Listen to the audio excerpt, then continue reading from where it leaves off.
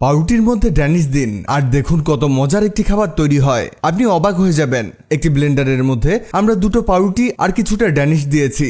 তারপরে আমরা অ্যাড করেছি 1 কাপের মতো দুধ। মনে রাখবেন, দুধ স্বাভাবিক তাপমাত্রার হতে হবে, না গরম না ঠান্ডা।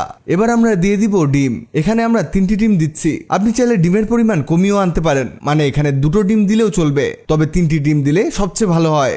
এবার ব্লেন্ডারে ঢাকনা লাগিয়ে দিতে হবে আর এটাকে ব্লেন্ড করতে হবে। ব্লেন্ডার অন থাকবে 2 মিনিট। এতে পাউরুটিগুলো একেবারে লিকুইড হয়ে যাবে। এটা সহজেই তৈরি করা যায় আর এটা খুবই সুস্বাদু। অবশ্যই আপনাদের এটা খুবই পছন্দ হবে। 2 মিনিট পরে ব্লেন্ডার অফ করে ঢাকনা খুলে দেখাচ্ছি, দেখুন।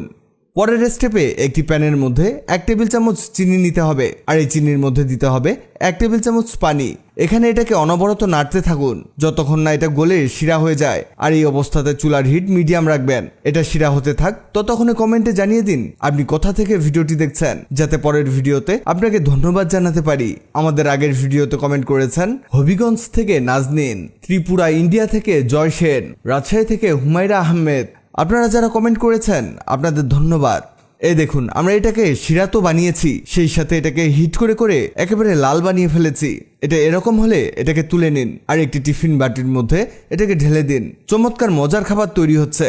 একটা বার হলেও এটাকে ট্রাই করবেন, আর ট্রাই করলে আমাদের ধন্যবাদ দিতে বাধ্য হবেন। এর চারদিকে ভালো করে এই শিরাটিকে ছড়িয়ে দিতে হবে। ওকে, হয়েছে। এবার এর মধ্যে আমাদের সেই ব্লেন্ড করা রুটিগুলোকে ঢেলে দিতে হবে। এই ছোট্ট কাজটা সবাই করতে পারে। এবার এই বাটিটির ঢাকনাটি লাগিয়ে দিতে হবে। লাস্ট স্টেপে যা করবেন, প্রথমে একটি পাতিলে পানি নিতে হবে আর এর মধ্যে একটি স্ট্যান্ড বসিয়ে দিন। এবার বাটিটিকে এর মধ্যে বসিয়ে এটাকে ঢেকে দিব। এটাকে এভাবে রেখে দিন 15 মিনিটের জন্য। আর এখানে চুলার হিট মিডিয়াম রাখতে হবে। 15 মিনিট পর এর ঢাকনা খুলে দেখার পালা। এটা হলো কিনা এটা চেক করার জন্য একটি কাঠির প্রয়োজন পড়বে। কাঠি দিয়ে এটাকে চেক করে দেখুন। এভাবে কাঠি প্রবেশ করিয়ে বের করে নিতে হবে। কাঠি যদি ভেজা থাকে তাহলে এটা হয়নি, আর যদি শুকনো থাকে তাহলে এটা হয়ে গেছে। আর কাঠি ভেজা থাকলে আরো কিছুক্ষণের জন্য এভাবে রেখে দিন। আমাদের এটা হয়ে গেছে। এবার বাটি থেকে নামানোর পালা। তবে একটা জিনিস মনে রাখবেন, এভাবে ডিরেক্ট এটা নামাতে যাবেন না, তা না হলে এটা ভেঙে যাবে। এর চারদিকে আলতো করে ছুরি চালাতে হবে, তা না হলে এটা শেপ নষ্ট হয়ে যাবে। এবার একটি প্লেটে নামিয়ে নিব। এই দেখুন কত চমৎকার পুডিং তৈরি হয়েছে। এই পুডিং খেলে অন্য যে কোনো পুডিং ভুলে যাবেন। এটা কেমন সফট হয়েছে দেখুন। এটা টেস্ট এতটাই মজার যে খাবে সেই এর প্রেমে পড়ে যাবে আর বলবে, কি দিয়ে বানিয়েছো এই পুডিং? আমার খাওয়া শ্রেষ্ঠ পুডিং এটা।